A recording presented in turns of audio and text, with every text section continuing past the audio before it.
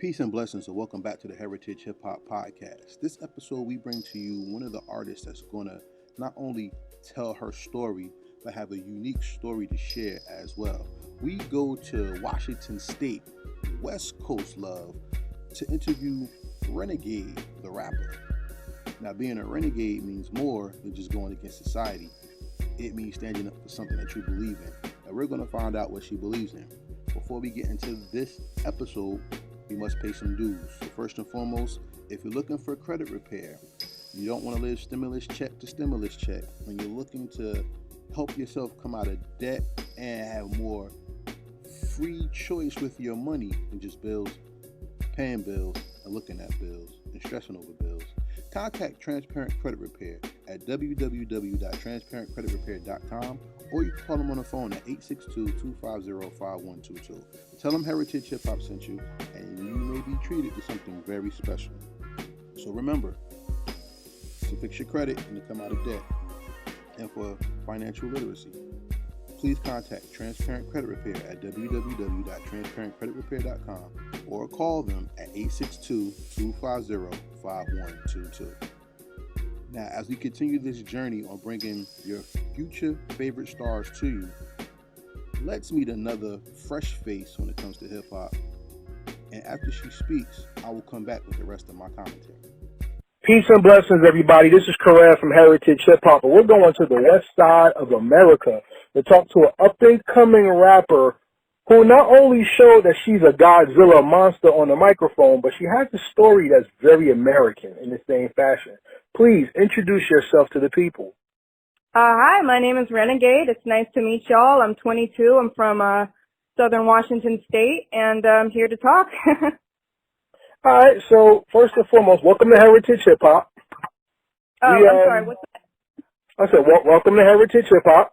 Oh, yeah, thank you so much. It's great to be here. Thanks for having me. Oh, no problem. We don't believe in hip-hop as beats and rhymes. We really don't. We believe hip-hop is your story. It comes from God, and it's something that goes beyond what entertainment art is. It basically talks about you. So why don't you tell the people what makes you hip-hop? All right. I mean, shoot, it's kind of a hard situation for me because, you know, I hate to talk about, you know, divisional topics, but coming from my background as a white person in rap, you get people who accept you and you get people who don't. You get people who say you don't belong in hip hop and you can't claim that as something you do. And then you have people on the other end who say, no, you can. So it's a very complicated, I feel like I'm walking on eggshells a lot of the time when it comes to what makes me quote unquote hip hop, because, you know, on the one hand, some people want me to say I'm a guest and I'm not hip hop. On the other hand, people want me to be proud and say I am if that's what I do. But, you know, I have a story. I'm living that American dream as we talked about earlier before, recording this. But, I've gone through a lot of hard shit. You know what I mean? I've gone through some rough stuff. I have my own story for sure. I wasn't all 100% fortunate. You know what I mean? So. Well, let's talk about that because I want to respect that. Because if you feel you are a guest in hip hop, you are correct. If you feel you are born into hip hop, you are correct. Whatever you believe is how you're going to carry yourself. You see what I'm saying? Yeah, exactly. Yeah, and I mean, no matter what debates we get into about race, creed, or culture, like I said before in many different interviews, hip hop is higher than just. Yes. It's higher than just music. So let's talk about your story. What is the American story and how do you define it? Well, in terms of the American story, not just my story, but if you're asking me what the American story is, typically you think of it as somebody who, you know, worked hard and, you know, like we said, especially with a family company or a small business or a small side hustle or something, and you find a way to make it work and you work hard until it becomes something successful. But in terms of my story, I mean, shoot, there's a lot of shit I could talk about depending on how far back you want to go. Excuse my language. Well, I want to go as deep as you want to go because we're introducing you to the people and we want to know your story. All right. You don't have to go too explicit. I mean, you just tell us. You told me earlier that you worked your way through school only to find out that school didn't work for you. Why don't you start from there? Yeah, okay. So I first I never really liked school. Once I got past, like second or third grade, I just wasn't feeling it. I didn't fit in with people. I had a really hard time making friends, socializing, things like that. That typical misfit story.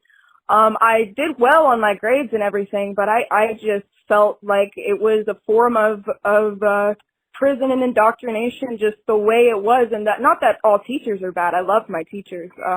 It's just that school system, I feel like, is more like daycare these days than it is about making kids smart and helping them embrace what they're actually good at.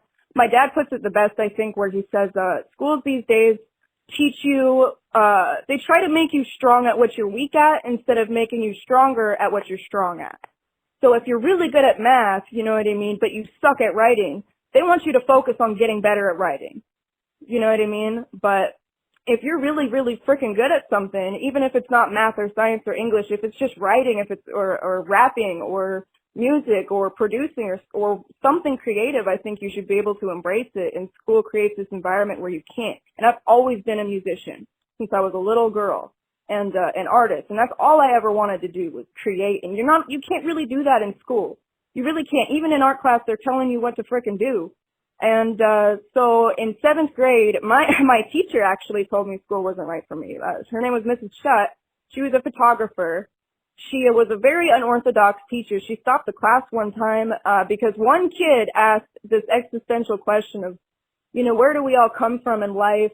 Is there a God? So she stopped the whole lesson of the day to ask every single student who wanted to speak what they believed in terms of if there's a God and where we come from and evolution. Every kid got to have their opinion respected and say what they believe. And she ended up telling me that she felt like online school would be better for me because I'd have more time to focus on my art and focus on music and stuff like that. I was playing piano at the time. That was what I was doing at the time. And so she thought I should focus there and do online school. So I ended up doing online school. And, after about a year of that, once I hit freshman year, I went, if I didn't have to do any school at all, I'd have, 4 extra hours a day to dedicate to rapping when I'm done working for my dad. And so I, behind my dad's back, I just stopped going to school freshman year. And I kept lying to him saying, yeah, I'm doing my stuff, you know what I mean? There's no problem. And eventually the school left me alone. You know what I mean? About a year later, I told my dad, yeah, I kind of stopped doing it. And I just dedicated myself to the company, to my music. And now, I have my own 2-bedroom apartment. I got it at age 18. Immediately I was able to get one. I got my own studio in my apartment right now, and I'm doing my best to figure it out. And I'm not rich by any means. I'm usually pretty broke, but the thing is I'm a lot farther than I see people my age, and I feel really fortunate about that because I saw that opportunity when I was young and I just went for it. I'm glad you said what you said because I want to bring up something that I don't think people talk about too much because I am a teacher. I'm a preschool teacher, and we do a lot of hands-on. And that's where the bulk of American society has fallen off, is off of hands-off, hands-on, and going into the factory system of doing what we say and not what's productive. You know what I'm saying? Oh yeah, totally, exactly. And I totally respect that. Like I said, I loved my teachers, but that whole school system, even the teachers can't teach everything they want to teach sometimes, You got to work around how to teach them without getting in trouble sometimes. Have you ever experienced that? Of course. Yeah. Of course. I was the student that asked the questions that made people hate me, or the school board or the governors of the school turned the people against me because I asked questions that was against the system. So, but that's my story. I don't want to tell my story. I want to focus on you. Yeah. And basically something that you said reminds me of something the KRS-One said. He said back in the day, people said, you want to be a rapper? Well, you might as well go to school just in case rap doesn't work. And nowadays, people say, you want to go to school? Well, you may as well rap just in case school doesn't work. Yeah, oh my God. I never even thought about that, but that is so genius, and it's so true. I mean, you're seeing people at 18 to 21 years old just starting off on SoundCloud and becoming some of the biggest artists that we've seen, that we've heard, some of which are independent. I just found out that Young M.A., has been independent her entire time as an artist, and she's had multiple platinum songs. You know what I mean? So you don't even need to get signed by Atlantic Records or Interscope Records necessarily to make it and to make music and to make it work. You just got to really put yourself out there and try hard. And, you know, if you see an opportunity, go for it. Well, today's music industry is a dead industry. Well, it depends on how you chase it, because being truly independent means everything comes out your pocket.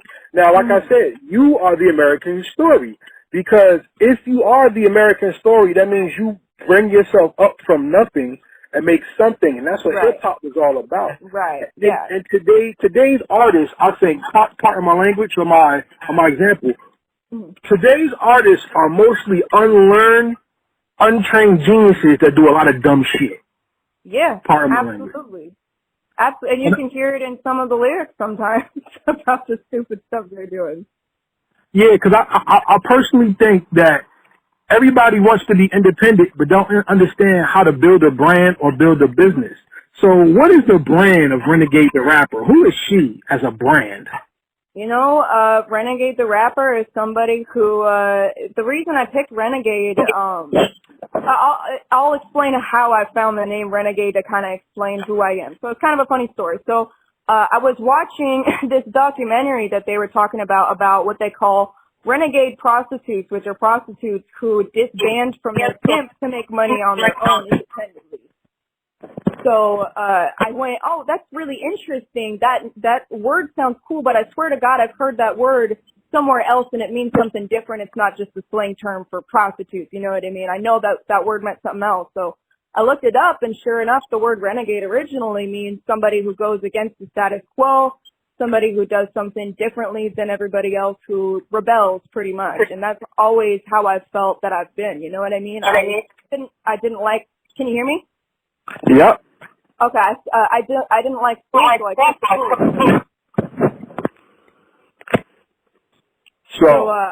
So I going ended against the grain is who you are. Yeah. Yes, going against the grain. Exactly. That's pretty much who I am.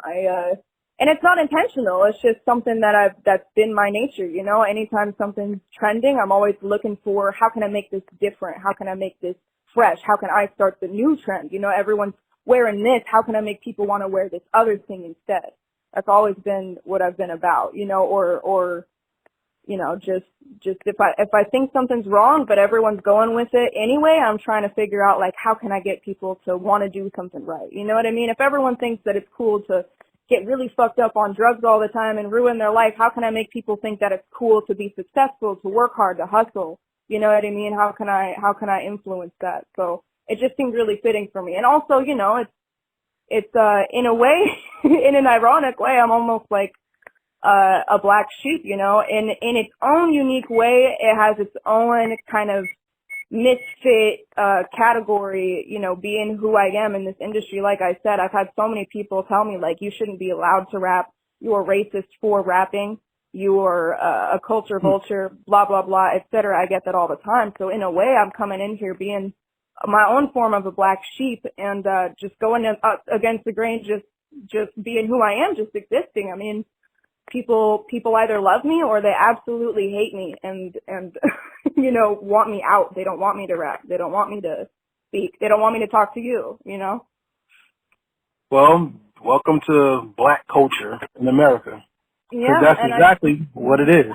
Yeah, and I try to respect it. I try as hard as I can to understand it with open arms, open ears, but I also try to stand my ground because I know I'm a good person. I know I have innocent intentions, and I know I want to help. If people need help, I want to help them. I don't care what their skin color is or what their situation is. I want to help, so I want to understand, but it's hard to understand when people are just saying, get out, we don't want to hear your opinion.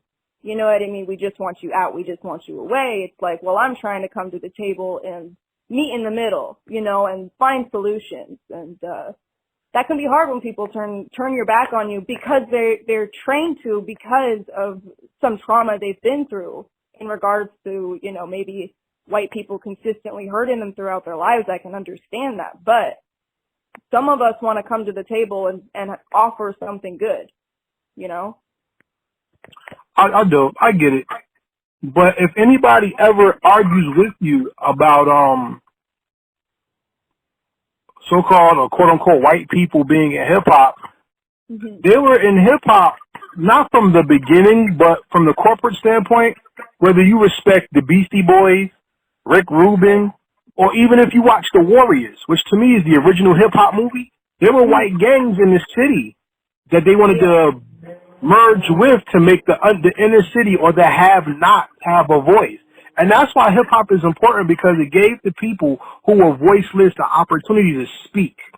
Exactly. And I feel like the beautiful thing about it was it didn't discriminate, and it gave everybody a voice, and it gave everybody, you know, some sort of credit. When everybody joins, I think that's a beautiful thing. But I try to understand when people disagree, you know. Yeah, I mean, like I said, in life, you're damned if you do, and you're damned if you don't. And in hip-hop, you have about 2 or 3 strikes against you already. For one, people may come against you because you're white. Okay, because there's a stigma that comes with that. Right. 2, you're also a woman, and hip-hop can be very chauvinistic. Yes, absolutely. And 3rd, you have to fight up against the stream of society. So you have a very alternate view of hip-hop from an American standpoint. Yeah, absolutely. How about this? Because we talk about how other people have not wanted you in hip-hop. How about other white folks? Have they told you not to rap, or have they embraced you fully as a champion of rap for them? Oh, you know, that's a really great question, because I've actually experienced both with white people as well. I've had white people tell me, yeah, you are a culture vulture. You know what I mean? You should stick with your white things or whatever, and da-da-da, and, you know, and then I have white people who are rappers that I rap with. So it really doesn't matter what race you are. There are going to be people who don't want white people to rap, and there are going to be people who do. So like you said, you're dead if you do, you're dead if you don't. I love rapping, and I would never stop just because a bunch of people told me not to. Like I said, that's not my nature. I don't just do something because people want me to. That's the last thing I'm going to do. But like I said, I'm super open-minded, so I try to show understanding, because I think that's also the best way to get people to understand your side, is to try and understand their side. You don't have to agree. I might never agree with them saying white people shouldn't rap, but I'll always try to understand, why would they say that? Why would they think that? You know, there's got to be a reason. It can't just, that idea doesn't come out of thin air, you know? Well, what do you think it comes from? Well, like I said, I think it comes from a lot of people who maybe have dealt with enough trauma from enough white people in their lives that they view all of them as an enemy. I think that is a thing that happens. I think if you've dealt with 2 or 3 or even just one white person who hurts you badly enough because you are, you know, black or Mexican or whatever, you know, I'm sure for some people that might stick with them forever. They might forever see white people as the enemy. You know, if you have enough bad experiences with them consistently, you might think they're all bad when maybe you just got an unlucky hand. You know what I mean? Maybe you just happened to accidentally stumble upon a couple of bad white people out of a bunch of good ones. And I think that's a big part of it. I think it's also something that is learned, you know what I mean? When enough people start preaching certain ideas around, whether or not people believe it genuinely or have actually experienced something that should cause them to believe it, they might be afraid to speak against it, because there's a lot of vitriol if you disagree right now. Even though there's so many people who think that all races should be able to rap, if you say that, you're going to be attacked instantaneously. There's going to be people who vitriolically just hate you because of that, and I've seen it. I've had it happen to me many times. I've almost gotten my social media taken down for saying that white people should be able to rap. I had enough people report me. My account got shut down for a few days just because I said that. So it can be intense, you know, it can be kind of scary, but also, if people don't speak up, then that becomes you let that one idea become the dictator of everyone's life and everyone's mindset, because nobody's allowed to think differently, or else, you know, everyone's going to get you. So people need to speak up if they really disagree or agree. People need to speak up, because otherwise everyone's going to say they agree when they might not. Yeah. We're going to take this conversation off of race, because that's not your gift when it comes to hip hop. You're not the racial embodiment of hip hop, white culture in hip hop or anything, I still want to build with you on who you are. Mm-hmm. Now, I base a lot of my interview on what hip hop is to that person, and what you said you rapped because you had wrote lyrics that was so long that hip hop started giving you a style. What do you call your style and your personification of the art? That's really hard to describe because I've been all over the map in terms of like genre. I'll do anything. I will rap and sing. I sing as well and rap over anything from dubstep, EDM, classic hip hop, West Coast or East Coast, old school beats to trap, to gangster type beats, to bangers and pop, and like I'll rap and sing over absolutely any genre, no question.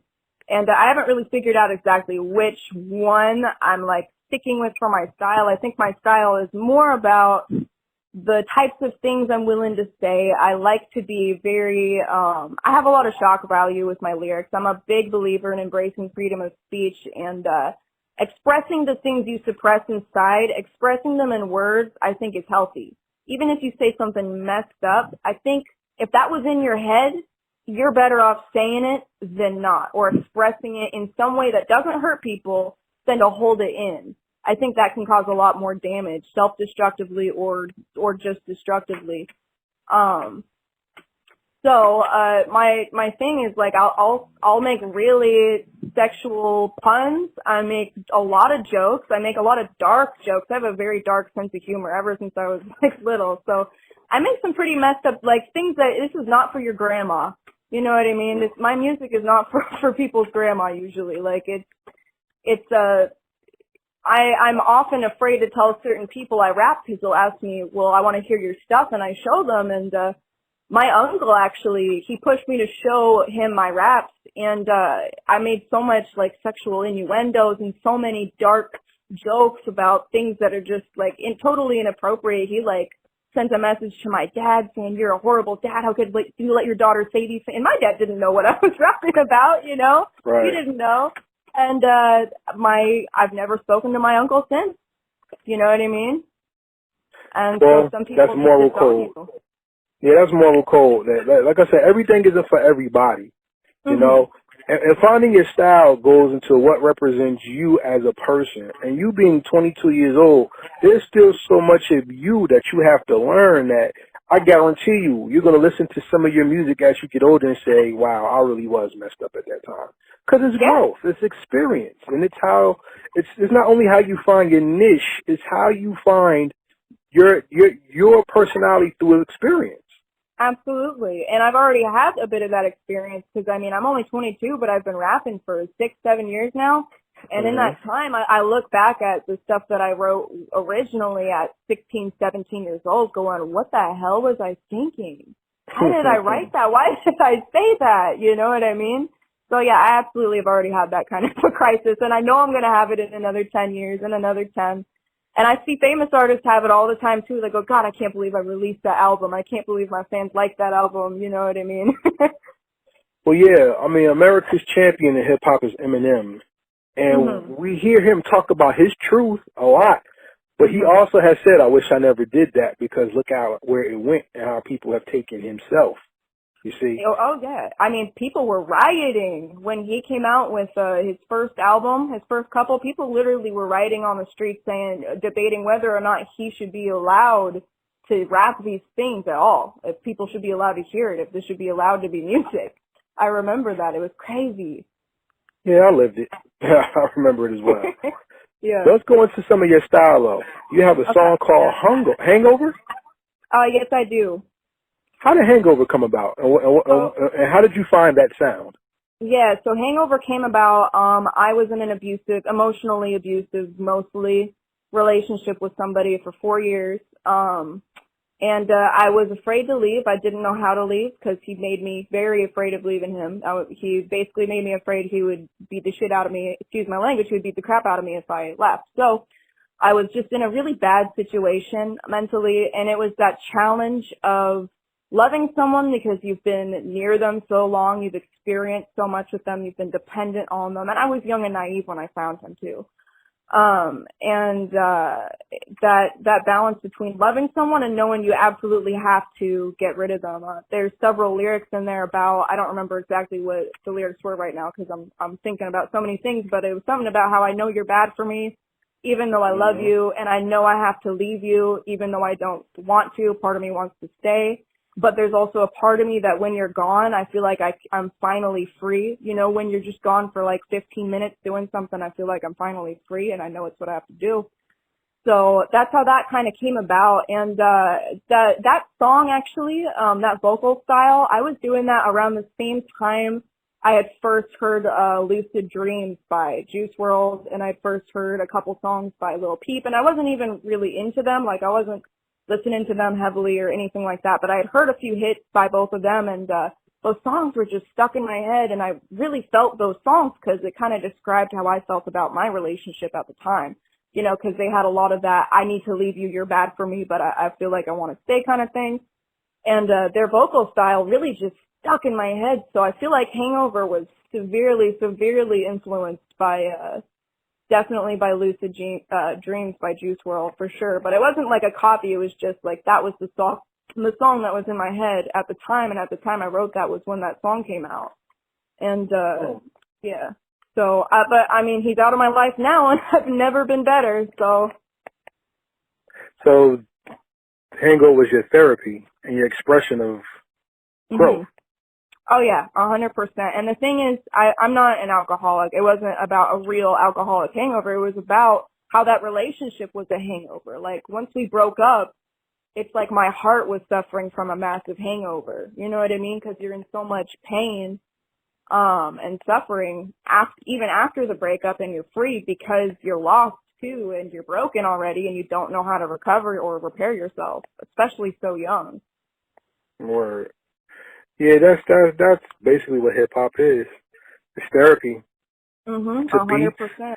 And some people overdose on their therapy. Because see, in your generation, being that you're 22, you have, which we're going to use the word hangover now, you have the hangover of two generations. You have the Eminem generation, and you have the Kid Cudi generation. Yeah. Where people still want to be lyrical, but they want to be emo as hell and just cry all goddamn day. Yeah. You know what I'm saying? And personally, I'm not into it, but you know, I get what people at because everybody's sad or dealing with some trauma. Everybody high or some shit.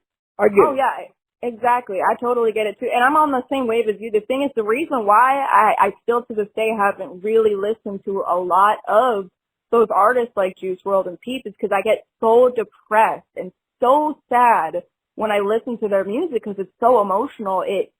It like ruins my whole day sometimes. Even though it's good, I recognize the talent. I'm like, man, I'm so sad now.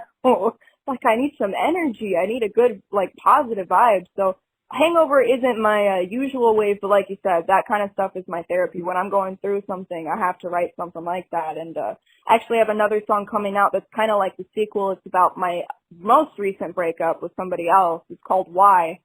And it's basically just asking a bunch of questions why they treated me the way they did when they knew they could have done better, and why things turned out the way it did when it wasn't expected. And but I'm not always on that sad vibe. I sent a song, Drift Drop. That's more of my club vibe. I don't really talk about it much because to me it's not relevant to my identity, but I'm bisexual. I've known since I was very, very, very young, like 9 years old and earlier I've known. But that song is kind of about, you know, just partying, kicking it, and just having a good time with a bunch of girls and some guys, and just, you know what I mean, clubbing and and seeing what happens. So, you know, I can go just cover the whole spectrum of life experiences if, you know, once I've experienced it, or even if I've just imagined it, and it doesn't really matter. I don't have to stick to one mood or one style. So I'm still figuring out what my style is. That's called versatility, and that's what makes hip-hop and MC dope. It's because if you rapped about the same thing all the damn time, even if you're good at it, you don't get the respect you deserve. Like me personally, Redman's my favorite rapper of all time.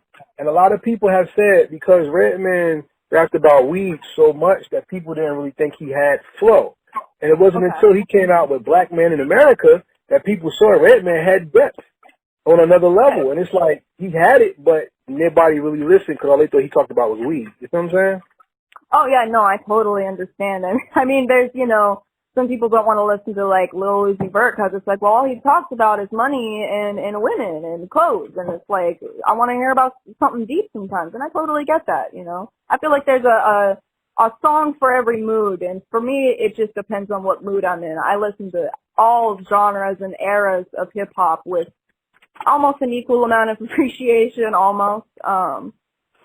I would say there's an era in the 90s that was pretty golden and hard to beat, though. That era of Pac and Biggie is like almost impossible to beat. But there's been good rap that's come out, every year since. So I try to listen to everything, and it's really hard because as a rapper nowadays, everyone tells you, well, you got to know all the veterans of rap. You got to listen to this guy and this guy and this guy. And it's like, hold on, there's like a million rappers, and y'all are all telling me I got to listen to all these a million rappers and dive deep into all million of these different veteran, OG rappers, and like I can't study all of them. Like I have to pick a small amount of them and study those people. So, that's kind of funny.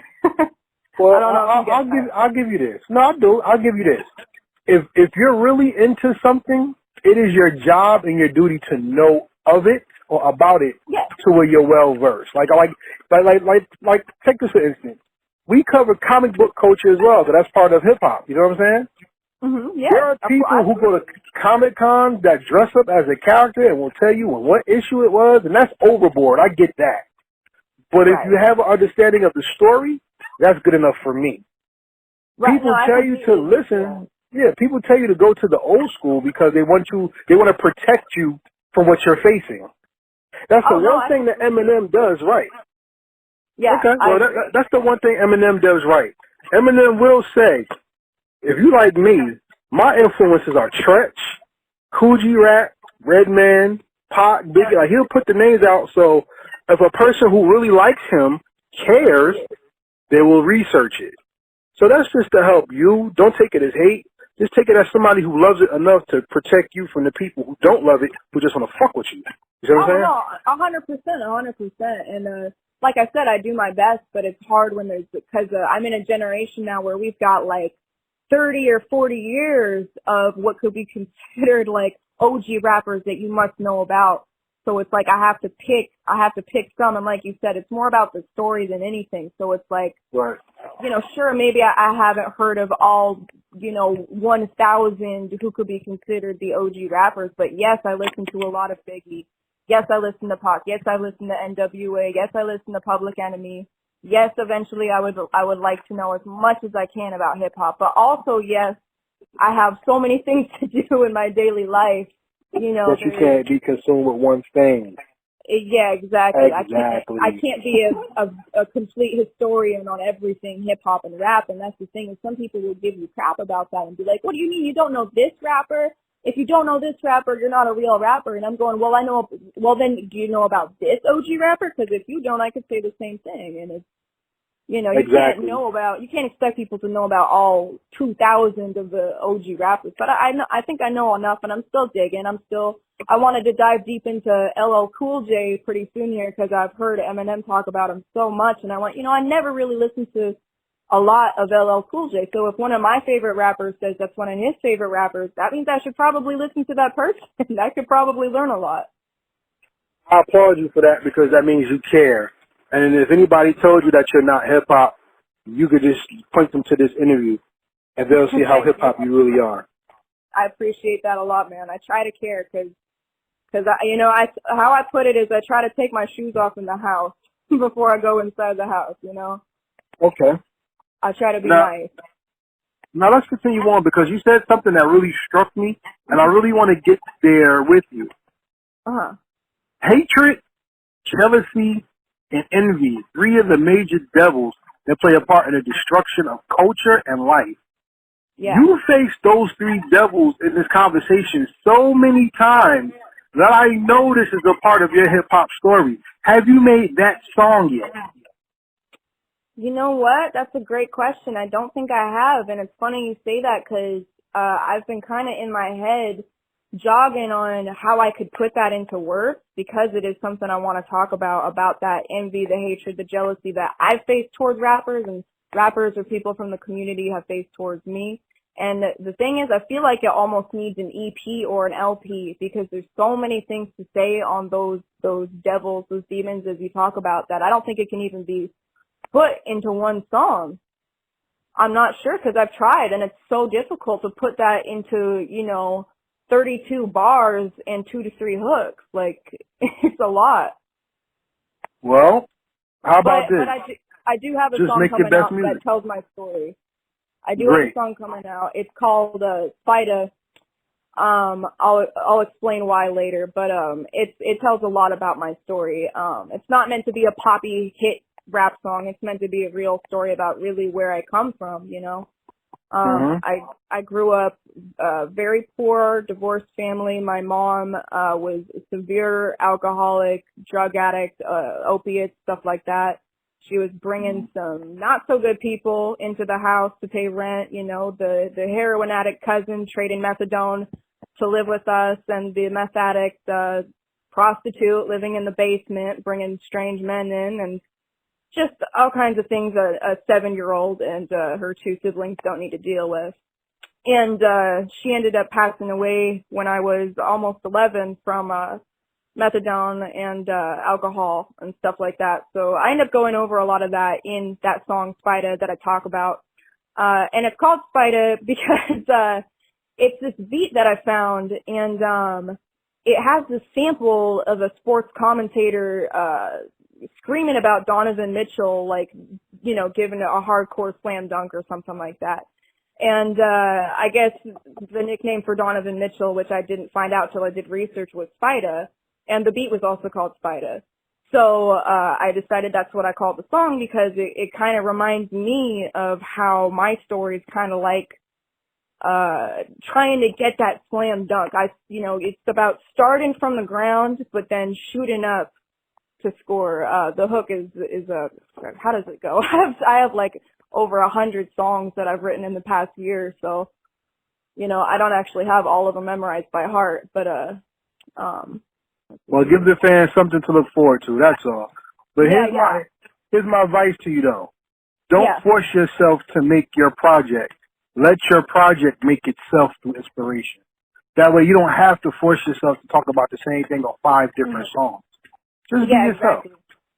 Yeah, I love that advice, and that's the great thing about that song is it came out of nowhere. It wasn't a plan; it just happened. I heard the beat, and I just started writing, and so yeah, I can't wait to release that soon. Well, I can't wait to hear it. So before we end off our interview, how did you like the interview so far? Pretty good?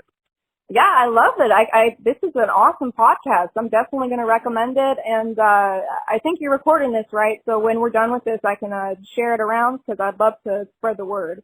Well, we'll take care of all that. But before we do all that, we'll talk about that afterwards. Give everybody your social media, and then we're going to have a little bit of fun. Okay, so my social media, Instagram, I think is my main one. So it's Renegade the Rapper, and then _ P2G. Renegade the Rapper _ P2G. Correct. Okay, well, everybody out there that's listening, as you see, all MCs have a story, and it's important for us not to discriminate by how they look or how we feel. We have to close our eyes and get the context and the depth of their story to see who they are and where they come from. So never be prejudiced towards the music. All right? And with that being said, now we're going to go into our rapid fire questions. Are you ready for that some fun? Yeah, I sure hope it's fun. Okay, well, rapid fire questions are not yes/no questions. I don't ask people about sex, money, food, or colors because I don't care.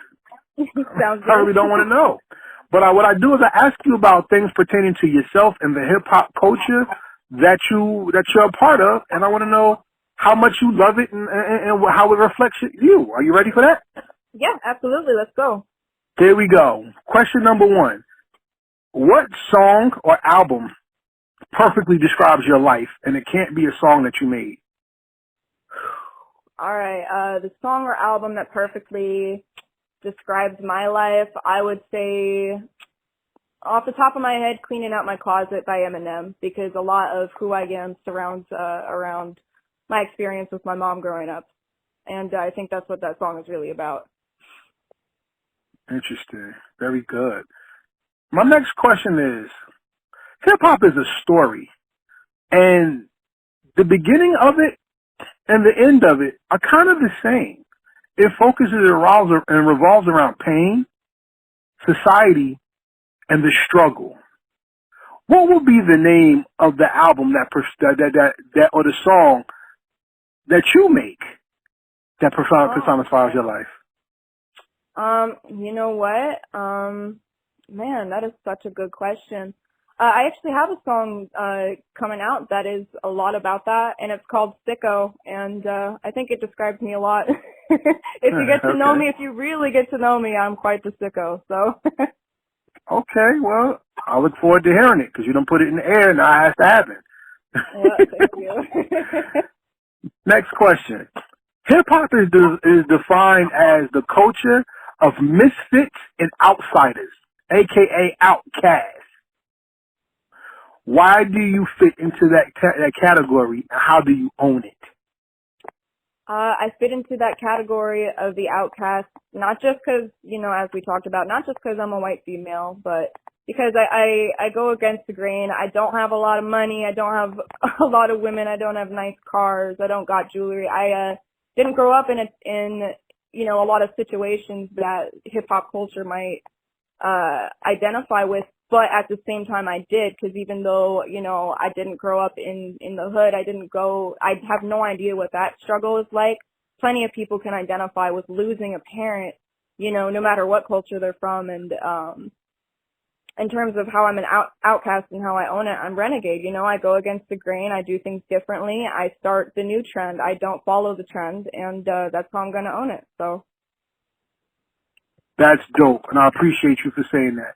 Because one thing about this interview that I did not want to do, I did not want to resign to race to talk about your style. Because Right. I've interviewed rappers before you, and personally, I don't care. If the music is good, if it's not, it's not. And that's not the point. The point is I want to understand you. Mm-hmm. And in understanding you, I need to understand your preference of music.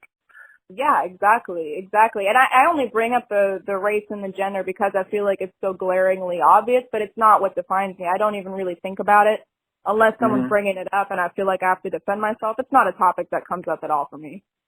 Right. So then let's talk about hip-hop a little more.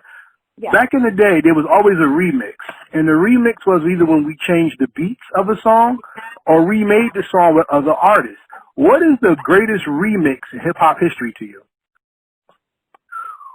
That is such a hard question. You know what? I don't listen to a ton of remixes, so off the top of my head, I'm having the hardest. Well, actually, no, I'm wrong.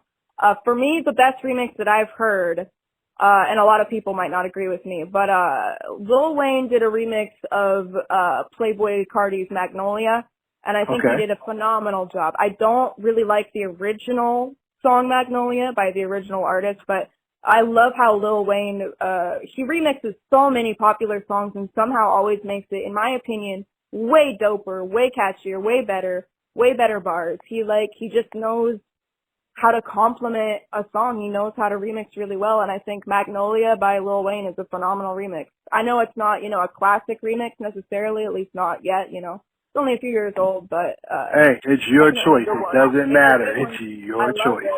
I've listened to that song like 300 times. Okay, well look, like I said, this is your interview. There's no right or wrong answer. It's your answer. It's fine. Yeah. Now, just the same way, I think hip-hop today suffers from too many people getting on songs together. I personally think it's trash. Back in the day when people rapped, it was special to have a feature on your album. Now everybody wants to be kissing cousins, and I'm not into that. Right. But I ask you this. Of all the hip-hop you heard, who is the best feature artist to get on a track and destroy a track? Oh, you know what? Best feature artist. I feel like there has to be multiple answers for this depending on the era. You know what I mean? Because I've heard Eminem on a feature he always goes above and beyond. He always, I hate to say it, but he always ones up whoever the hell he's rapping with. He always does better. That's just how he is. He can't be out-rapped. Like, he won't let it happen is what I'm saying. He, like, refuses to let it happen. So he's one of the best, but I also have a lot of respect for 21 Savage has been on a lot of features, and I respect his artisticness. I respect his flow. I think he really knows how to compliment a track when somebody invites him on it. Very interesting, because you're the first person who ever brought him up. That's interesting. Okay. So you have the chance to make your perfect track or song. I don't like tracks. I like songs.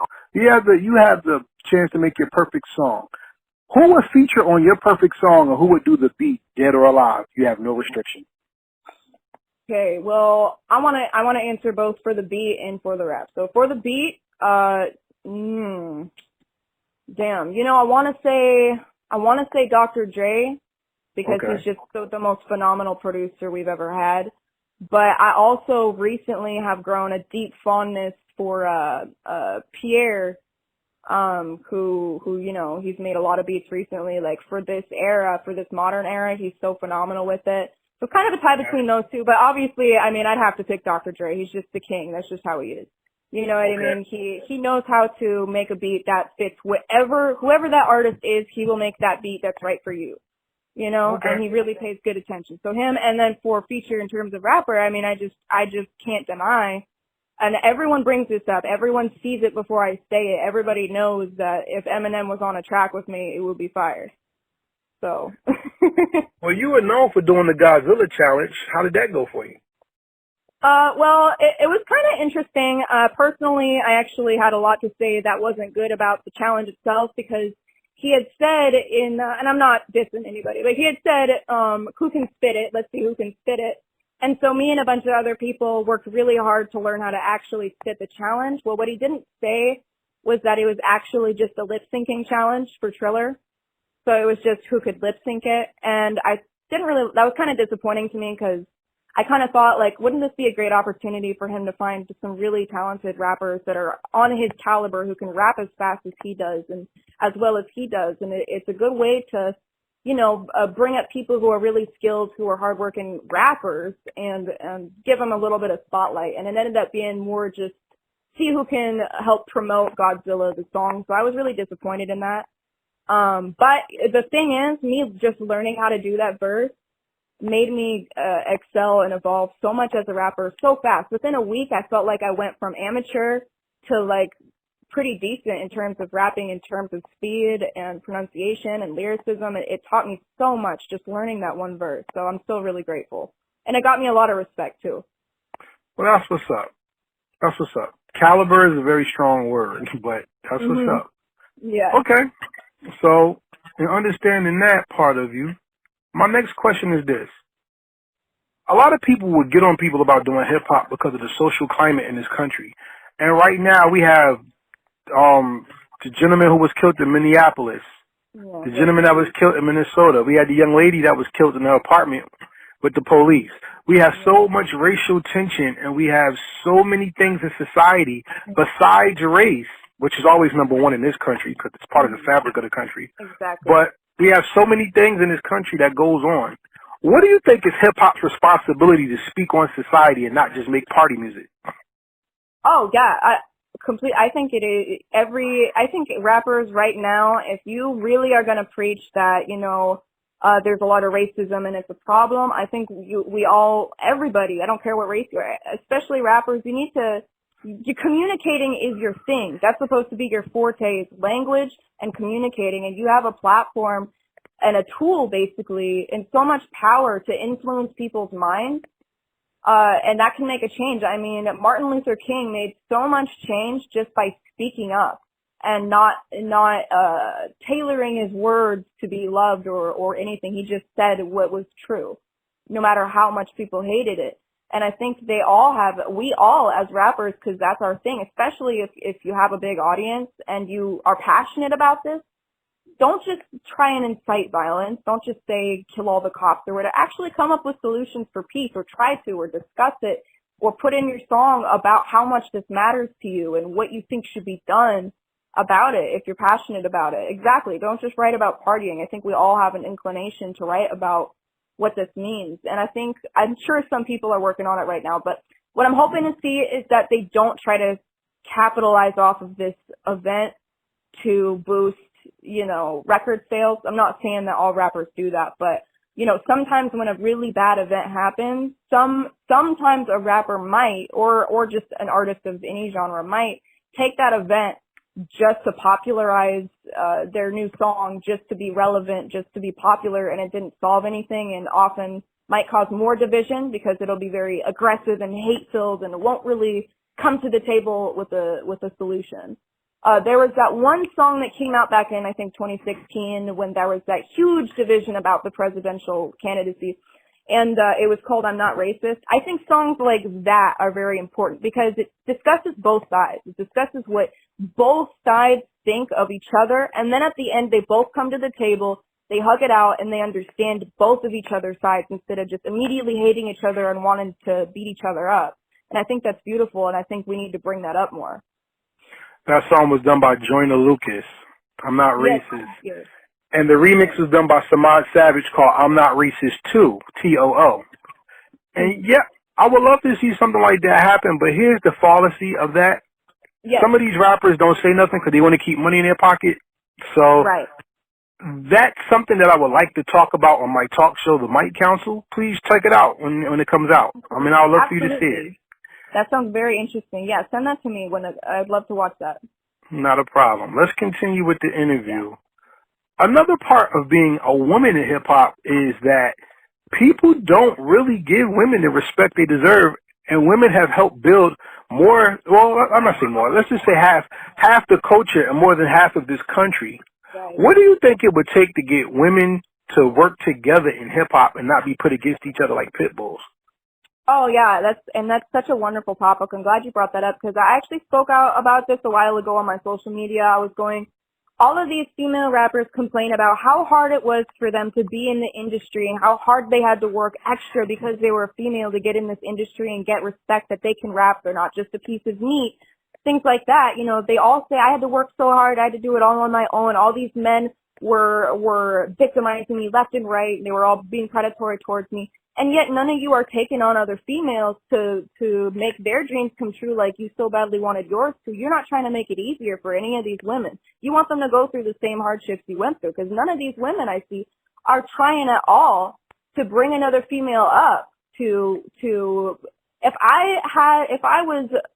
not trying to, morally grandstand, but if I was a famous rapper on the level of Cardi B or Nicki Minaj, I would already have an independent label and I would have already signed a handful of extremely talented women. And I know that's a lot of hard work, but I also feel like if you're a woman and you know the struggle of being a rapper and in the industry as a woman, I feel like I don't know how you wouldn't feel inclined to help out other women and make it easier for them and start this trend of women being confident rapping and not feeling like everyone's going to look at them like a piece of meat and try to get in bed with them just to get a deal, just to get a beat, just to get whatever.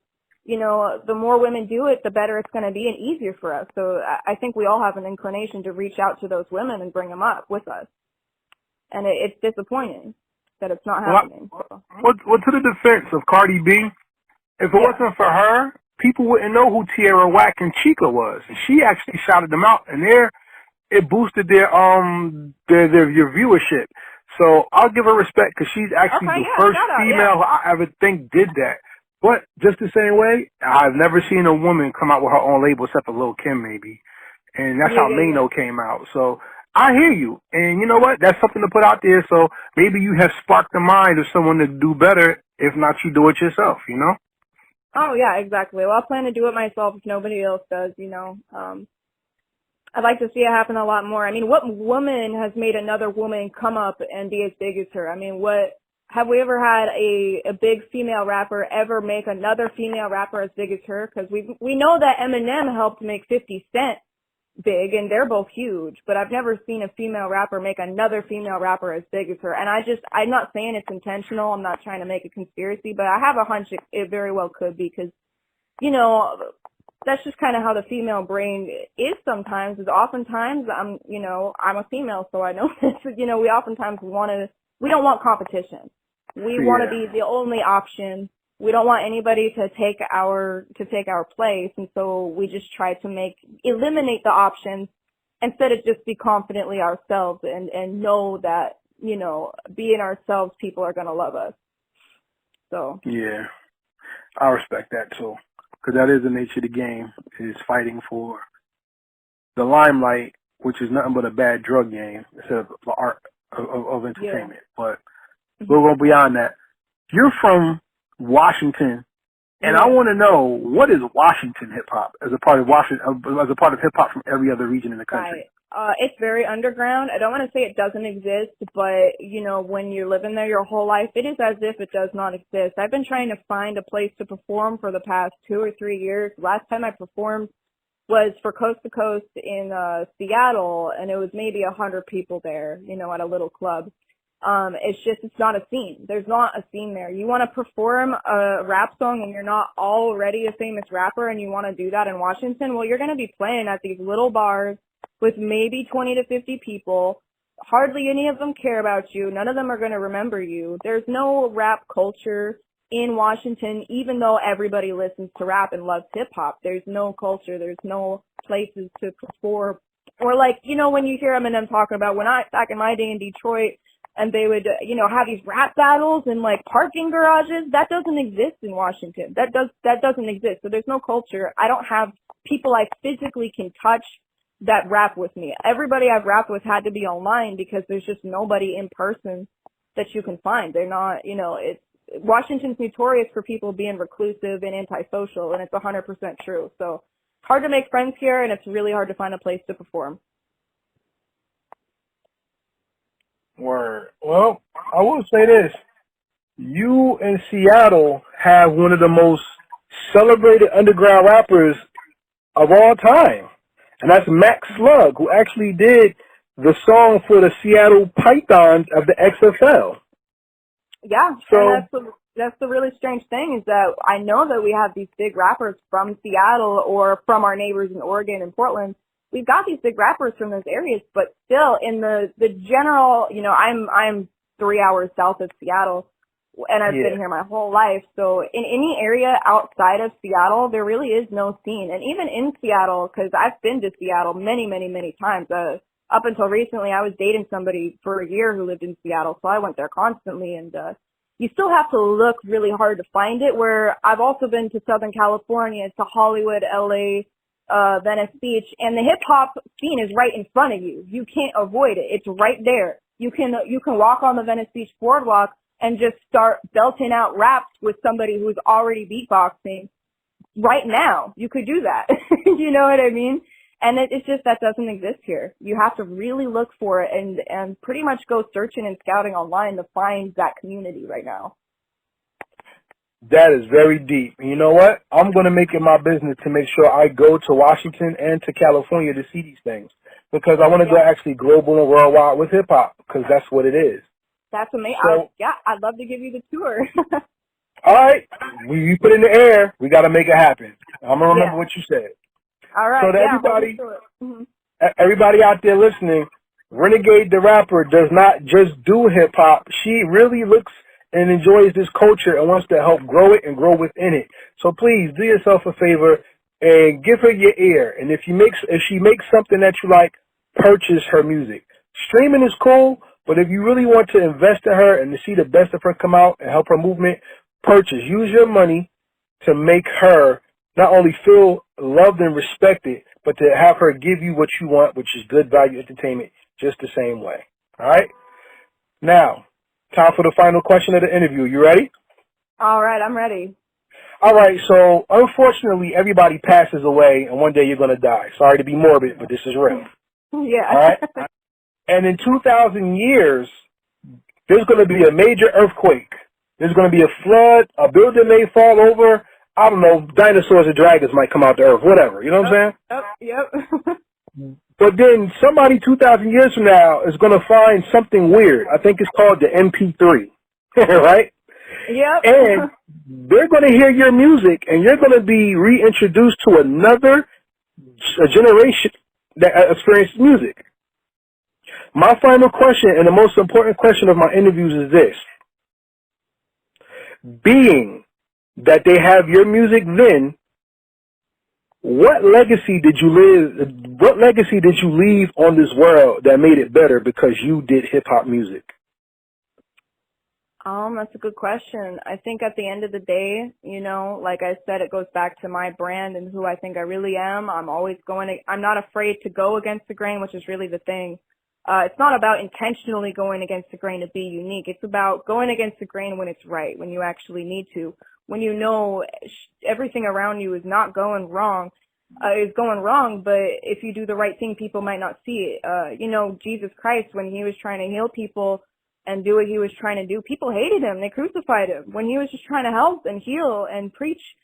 And the thing is, I hope that the legend that I leave people with is that even if they're afraid to go against the grain, that they do it anyway if they think that that's the right thing to do. If you think the right thing to do is to stand up and say the one thing that everyone's going to try and crucify you for, but you think it needs to be said to make a change, say it, you know? And with that being said, everybody be an author for change. If the status quo is not what you agree with, be the change, not just wait for change. No one's going to fight for you. You need people to fight with you, but you stand on your principles to make the fight a good fight and fight till you're fit. In the end. And with that being said, we're out of here. So everybody, we say peace, and we're out. All right, peace. Thank you for having me. Once again, this is Karev, and I want to thank you for listening to the Heritage Hip Hop Podcast. After talking to Renegade, the thing that came to mind is that all music is not for everyone, because everybody is not for everyone. But we must respect each other and respect each other's form of expression. Because at the end of the day, your expression is your truth, and truth will always find its way out into the world. See, truth doesn't always bring people together. Truth can hurt and it can divide. But the one thing is, when you express your truth and when it's appreciated, there's no one that can deny the freedom that comes with expression and being able to give your best or your shot to the world. So with that being said, thank you for listening to this episode of the Heritage Hip Hop Podcast. We are brought to you by Transparent Credit Repair, the superheroes of the financial literacy and credit repair world. If you need or desire to have your credit repaired and to get more financial stability, please contact Transparent Credit Repair at www.transparentcreditrepair.com, and also call them at 862-250-5122 and tell them Heritage Hip Hop sent you. If you would like to support Heritage Hip Hop, you can visit our website at www.heritagehiphop.com. You can hit the donate button. If you want to donate, we have a Cash App, $KAREVYAH. And we also have a store if you would like to buy apparel. You want to support Heritage Hip Hop by getting a t-shirt, a sweatshirt, anything, even a onesie for your baby. You can go to www.storefrontier.com/Heritage Hip Hop. Once again, storefrontier.com/Heritage Hip Hop. Before we get out of here, we'd like to give a shout out to the team that makes everything possible. We'd like to shout out Fatty's Place, our virtual assistant. If you would like virtual assistants to help make your social media presence better, contact Fatty's Place on Instagram at FADDYSPLACE. We'd like to shout out Fire Jaws, who works with marketing, promotion, and placement. You can hit him on Instagram. If you are looking to build not only your brand, but to put it out there to get marketed, promoted, and placed strategically, you can contact him on Instagram at FIREJAWS. We also like to shout out Lex Diamonds Entertainment LLC. His form of hip-hop celebration comes through sports, fashion, and other topics in society. You can check him out at DIEMENZ Entertainment LLC on Instagram. We also have Big A and the Big A Show, which is on YouTube on AHDAYAR. That's IDR on YouTube. Season 2 is coming soon. I'm the co-host of that one, so that show's different and crazy, and you can expect wildness. Season 2 coming soon. So everybody out there in the world that's still fighting against COVID and now protesting, please be safe and take care of yourself. As you see, we got new messages coming in, and life is bigger and more than just who hates or who fights. Real fighting is not the violence that you bring into the world. Real fighting is being the author of change, even when the world does not want to change with you. Real revolution starts in the mind first, then your actions bring it to fruition. And with that being said, may the Most High bless you all, and may you stay safe and sound. And with that, we say peace, and we're out.